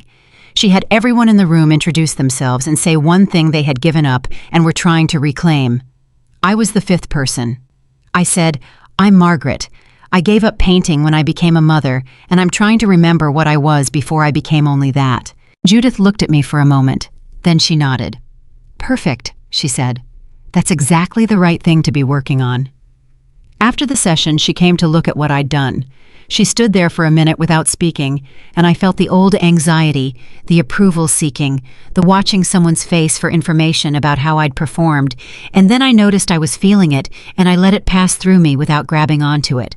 A skill I was still learning. Then Judith said, You have good instincts. You've been away too long, but the instincts are still there.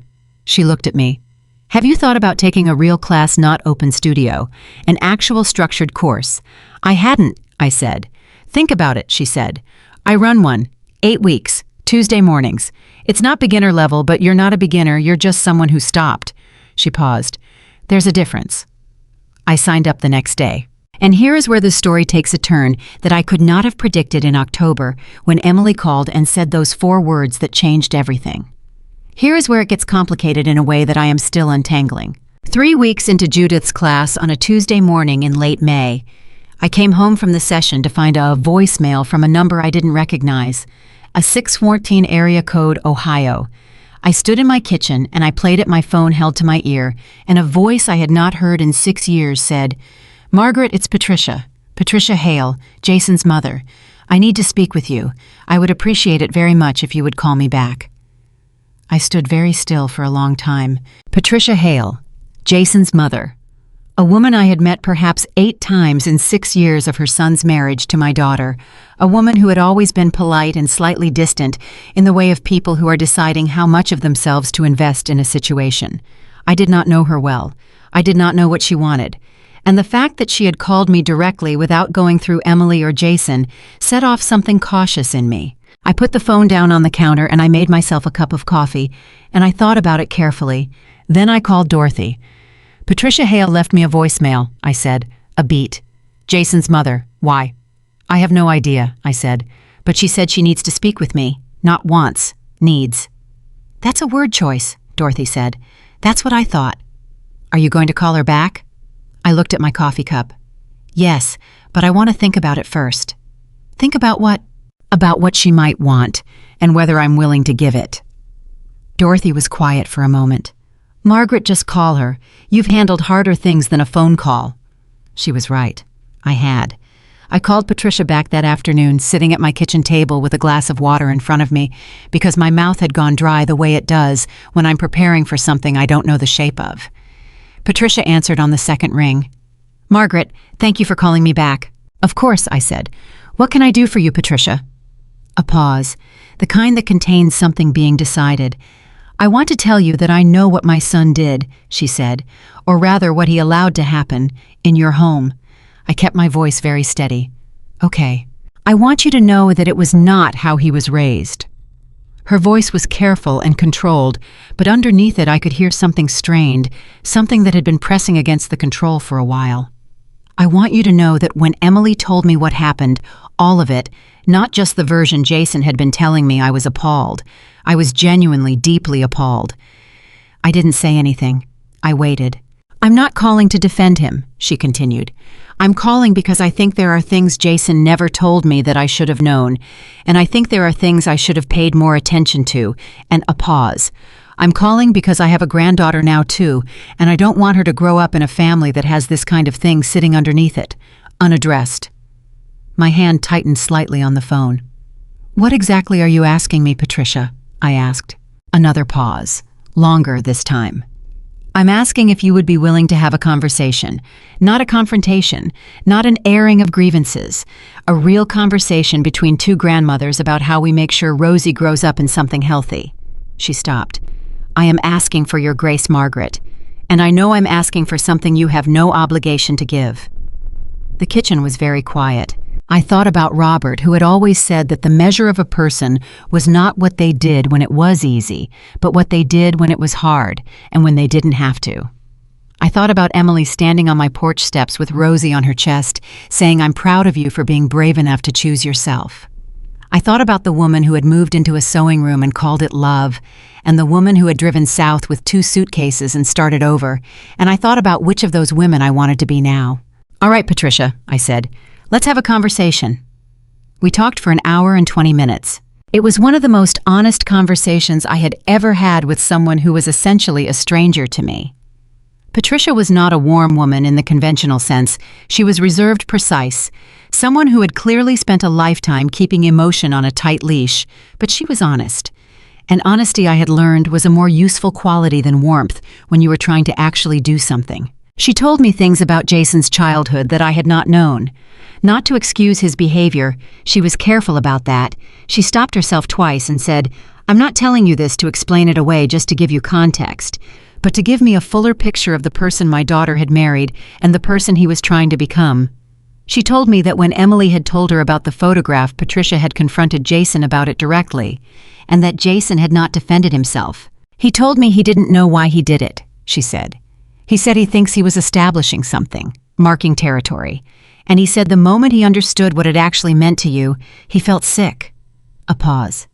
"He told me your husband had just passed away a few years before that, which I had known, but I don't think I had not connected it to the weight of that picture."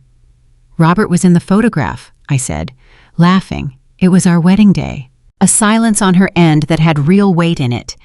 "I know," she said quietly. "Emily told me." We were both quiet for a moment. Then Patricia said, "I want to help repair what's broken, Margaret. If there's a role for me in that, I want to play it. And if there isn't, I understand. But I wanted to try."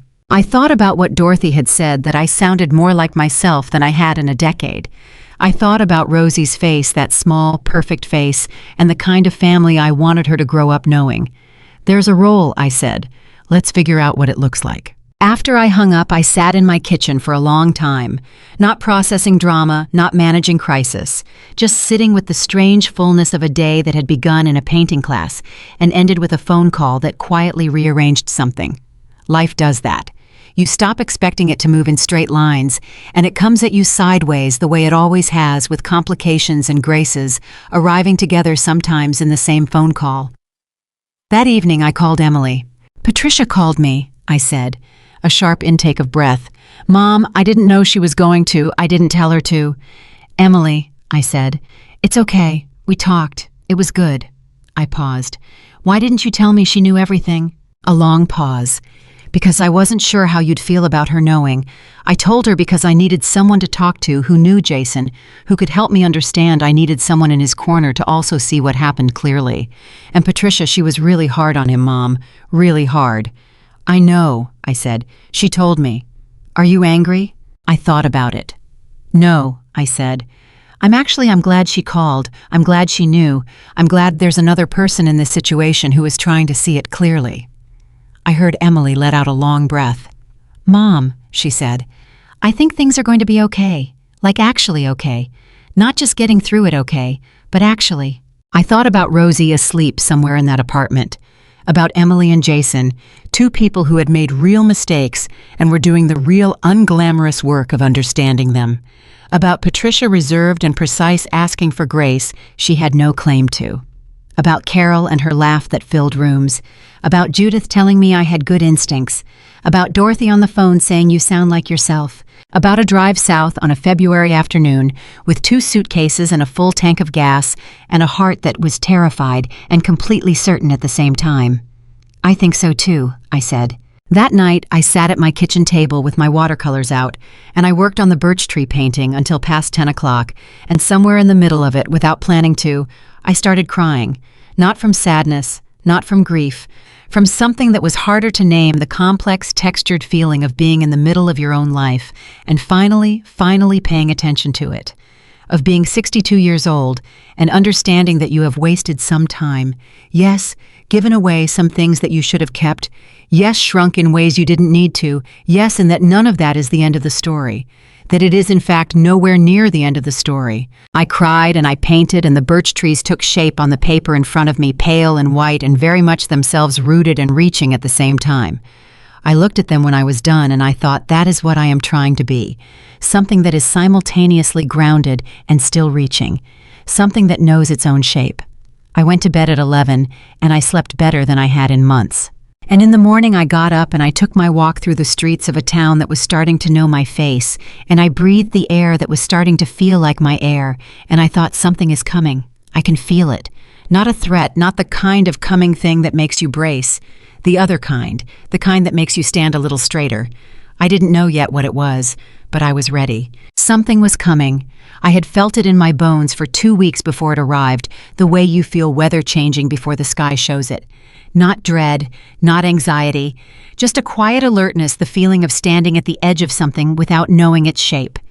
It arrived on a Tuesday morning in June while I was in Judith's class. I had been working on the new painting, not birch trees this time, but something more ambitious, a piece I couldn't entirely describe, except that it was about color and movement and the feeling of driving south on a February afternoon with everything behind you and nothing ahead. Abstract, Judith called it when she leaned over my shoulder the week before. Personal, I called it. I was deep in it that Tuesday when my phone buzzed in my bag. I ignored it. It buzzed again, then again, 3 times in 4 minutes, which was the specific rhythm that meant something real. I set down my brush and looked at the screen. 2 missed calls from Emily, 1 text message. The text said, "Mom, call me right now, please." My chest tightened in the old way, the mother way, the way that never goes away, no matter how much peace you build. I excused myself and stepped into the hallway and called Emily back before the door had fully closed behind me. She answered on the first ring. "Mom." Her voice was strange, not crying, not panicked, something more like stunned. "What happened?" I said. "Is Rosie okay?" "Rosie's fine. Everyone's fine." A pause. "Mom, I need to tell you something, and I need you to just listen first before you react." My back went against the wall. "Tell me." "Jason got offered a job," she said. "A really significant job, in his field.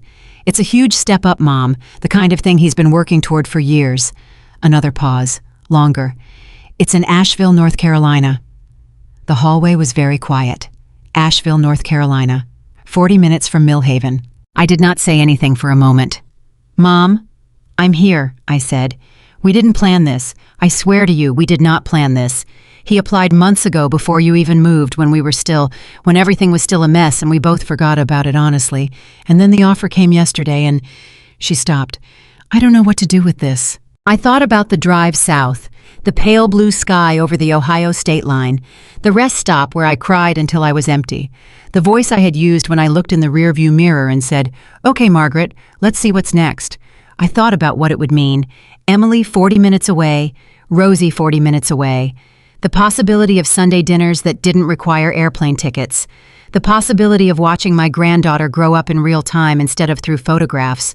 And underneath all of that, I thought about what I had built here. The small house with the kitchen window, Carol's laugh, Judith's class, the birch tree painting leaning against the wall of my second bedroom, the morning walks through streets that knew my face, the life that was for the first time entirely mine. "What does Jason want to do?" I asked. "He wants to take it," Emily said. "But he told me, Mom, this is the part I need you to hear. He told me that we are not making this decision based on being near you. That if we go to Asheville, it is because it is the right move for us professionally and financially, not because we think we can rely on you the way we used to." Her voice was very careful. "He said that specifically. He wanted me to tell you that specifically." Something moved through my chest. Unexpected. Warm. Jason had said that, had thought to say that, had understood in his therapy room or his kitchen or wherever the thought had arrived that the most important thing he could offer me was the reassurance that this was not a return to the old pattern. "Tell him I heard it," I said. "Mom," Emily's voice was tight with something held back, "how do you feel, actually feel, not the version that makes this easier for me?" I leaned my head back against the wall, and I looked at the ceiling of the Millhaven Community Arts Center hallway, and I was honest with myself for a full 10 seconds before I answered. "I feel terrified," I said, "and I feel happy, both at the same time equally." "Terrified why?" "Because I worked very hard to build something here that is mine," I said. "And the idea of people I love being close again is wonderful, but it brings up the old fear. The fear of becoming invisible again, of losing the edges of myself." Silence on her end. "I know," she said quietly. "I know it does. And I think that fear is right to have. I think you should keep it. I think it should stay on the table." "Emily," I said, when did you get this wise?" A small sound, half laugh, half cry. "I had a good teacher," she said. "She just had to sell a house before she could teach me anything." I laughed. It came from the stomach, the real kind, in the hallway of a building in a town I had chosen for myself, and it was the best sound I had made in as long as I could remember. "Tell Jason to take the job," I said. "Mom, Emily, tell him to take it. We'll figure out the rest as we go. That's what families do when they're actually functioning. They figure things out as they go. They don't decide everything in advance, and they don't make promises they can't keep, and they don't assume." I stopped. "We just try. Honestly, that's all." She was crying now, quietly, the overflow kind. "Okay," she said. "Okay, we'll take it." "Good," I said. "Now go call your husband. I have a painting to finish." I went back into the studio and I picked up my brush and I painted for another hour, and Judith came to look at the piece at the end of the session and stood in front of it for a long time. "What changed?" she asked. "This is different from last week." "Something happened," I said, "while I was in the hallway." She looked at me. "Good something or complicated something?"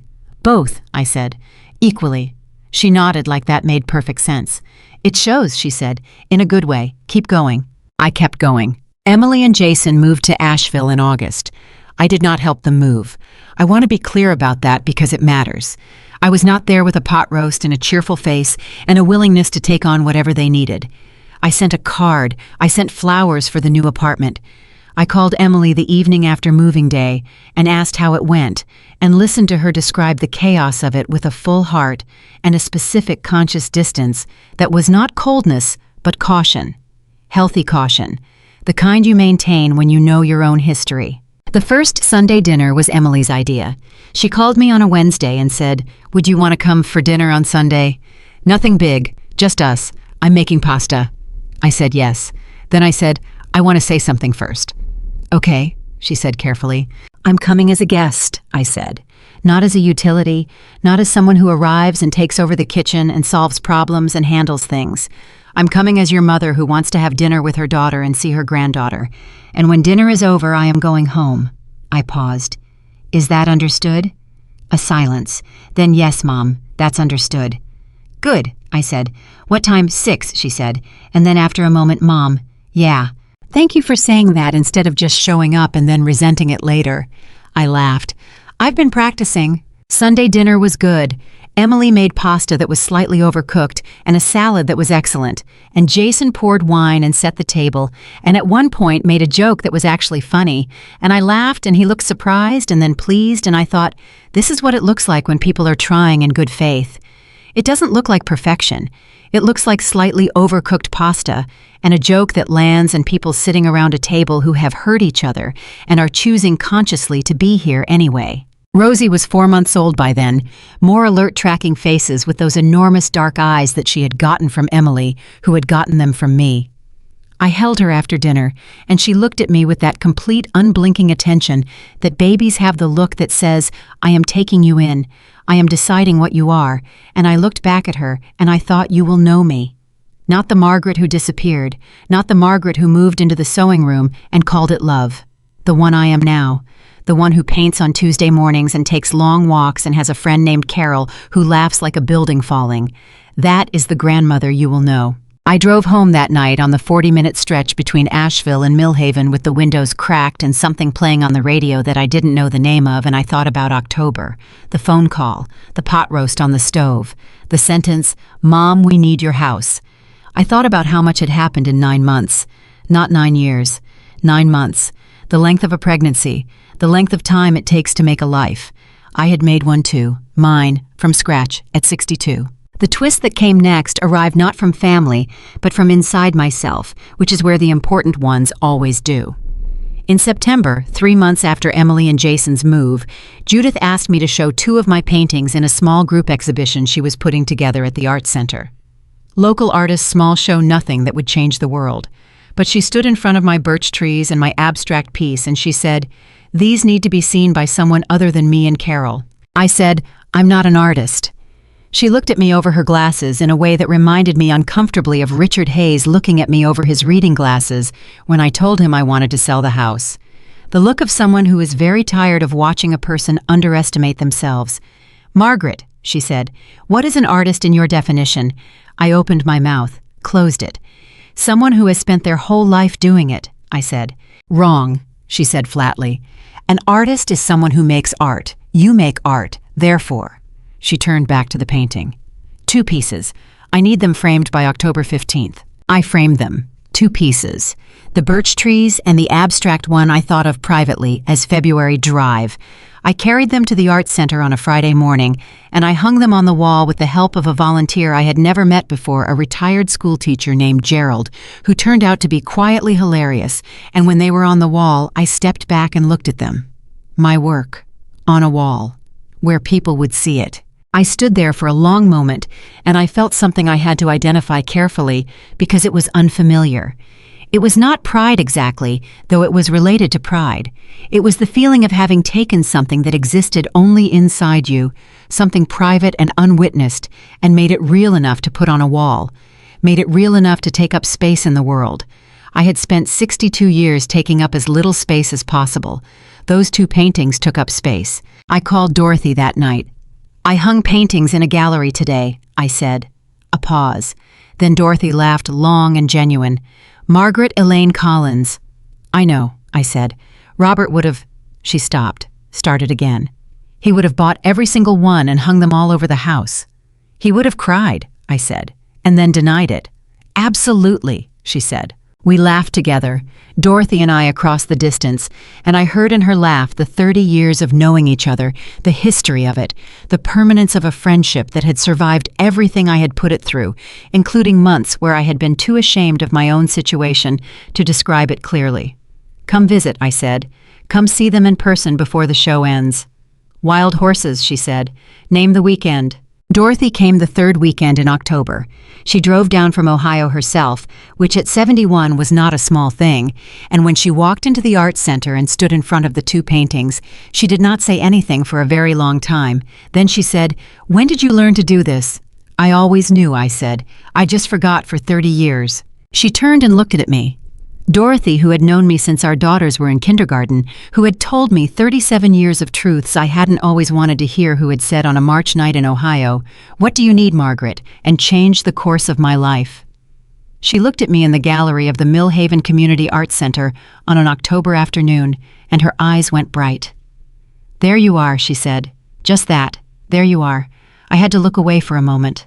We had dinner at my house that night. The two of us and I made the pot roast, my pot roast in my kitchen for a person I had chosen, and we sat at my table until 11:30, talking the way we always had, without filters, without the social performance of it, just two women who had known each other long enough to be completely honest. At some point, Dorothy set down her wine glass and said, "Are you happy?" I thought about it the way I always thought about the real questions now, not quickly, not with the first answer that came. "I am becoming happy," I said finally. "I think that might be better than being happy, becoming it, actively on purpose every day." She considered that, nodded slowly. "That's a good answer. I've been practicing those too," I said. The call from Emily came on a Sunday in November, which was our Sunday now, our rhythm, the call I expected, and she made, and that had become the architecture of our repaired relationship. But this Sunday, she didn't say hello the way she usually did. She said, "Mom, I want to ask you something, and I need you to know that the answer is allowed to be no." I recognized that framing. I had taught it to her not long ago by example. "Ask me," I said. "Rosie's 6 months old next week," she said, "and I want to take some pictures, real pictures, not phone pictures, and I want you in them, but not as a prop, not as the grandmother in the corner. I want pictures of you and her together, like as people, as two people who are going to know each other for a long time." Her voice was careful and earnest. "Would you be willing to do that?" Something in my chest went very quiet and very full at the same time. "Yes," I said, "I'll do that." "Really? Really? Make the appointment. Tell me when." The photos were taken on a Saturday morning in Asheville. A young photographer named Maya, maybe 30, with a calm and unhurried manner that made the whole thing feel like conversation rather than performance. Rosie was in a yellow dress. I was in a blue sweater, and Maya just let us be. She didn't pose us exactly. She watched us and captured what was already there. Rosie grabbed my finger and held it. I laughed down at her. She looked up at my laugh with those dark, serious eyes, and then she smiled her real smile, not a gas smile, an actual smile, the one Emily had described on the phone when she was 6 weeks old, and I felt it in every part of my body, that smile the way you feel things when you have stripped away enough layers to actually be reached by them. Maya sent the photos 2 days later. There was one in particular, me looking down at Rosie, the baby looking up at me, both of us clearly in the middle of something, a laugh, a moment, a look passing between us, and in my face. If you looked carefully, you could see something that I had not seen in photographs of myself for a very long time. I looked like myself. Not the self who moved into the sewing room. Not the self who reached for coffee cups in the wrong cabinet and told herself she'd get used to it. Not the self who said, "Fine, fine, everything's fine," until the word lost all meaning. The self who drove south in February. The self who signed a lease for a small house with a kitchen window. The self who walked into an art center on a Thursday morning with new watercolors still in the packaging and a sketchbook from the drugstore. The self who had learned at 62 that starting over is not a defeat. It is sometimes the bravest thing you can do. I called Emily immediately after I opened the photos. "I want that one," I said without saying hello. "The one where Rosie is smiling at me. I want it printed, big." Emily made a sound that was pure, uncomplicated happiness. "I already ordered one for you," she said. "It hangs in my kitchen now, between the window and the shelf where I keep Robert's photograph. 3 generations in 2 frames. The man who made me feel safe enough to become myself, and the baby girl who gave me a reason to finish the job. I look at them every morning. I have been in Millhaven for 14 months now. The small house has become home in every sense, the way you know a place is home, when you stop thinking about it and just live in it, when the specific sounds of it at night are as familiar as your own heartbeat. I walk my streets in the morning. I paint on Tuesday mornings with Judith and Thursday mornings with Carol. I have dinner with Emily and Jason in Asheville once a month, sometimes twice, and every time I go, I come home to Millhaven, and I feel the particular rightness of returning to a life that is mine. Emily and I talk every Sunday. Sometimes for an hour, sometimes for 10 minutes. But we talk and what we say is real, and neither of us is pretending anymore. That is the gift I didn't know I was giving her when I sold the house. Not independence from me. We are not independent from each other, and I don't think we ever will be, and I don't want us to be.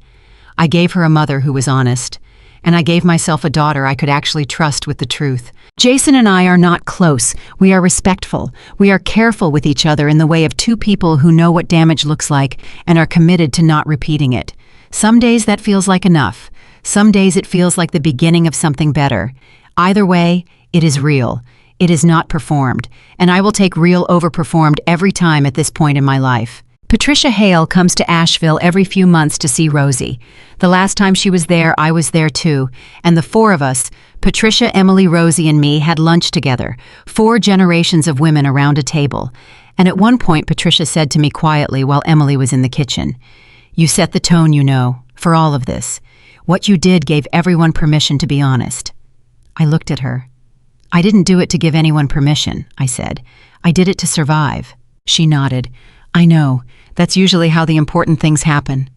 Dorothy is coming again in December. She has mentioned more than once the possibility of visiting more often. She has mentioned less than once, but more than never the possibility of something more permanent, a slower pace, a different kind of quiet. I am not pushing, but I am not discouraging either. I am 63 years old. I have a granddaughter who grabs my finger and smiles at my laugh. I have a daughter who calls me every Sunday with her real voice. I have a friend who laughs like a building falling down, and another friend who told me truths for 30 years and saved my life with them. I have a painting on a wall in a small gallery in a town where people wave from porches. I have a kitchen window with morning light coming through it that belongs completely, legally, irrevocably to me. I have myself. After all the years of giving that away in pieces, after all the years of calling the giving love and the losing sacrifice, I have myself back. The whole of her, not a younger version, not an unscarred version, not a version that doesn't know what it feels like to reach for something in your own kitchen and find it has been moved. The real version. 63 and clear-eyed and still learning and not finished, nowhere near finished. I think about the woman who answered a Tuesday phone call in October, thinking her daughter needed her. I think about her standing at the stove, turning down the burner, smiling at her own phone.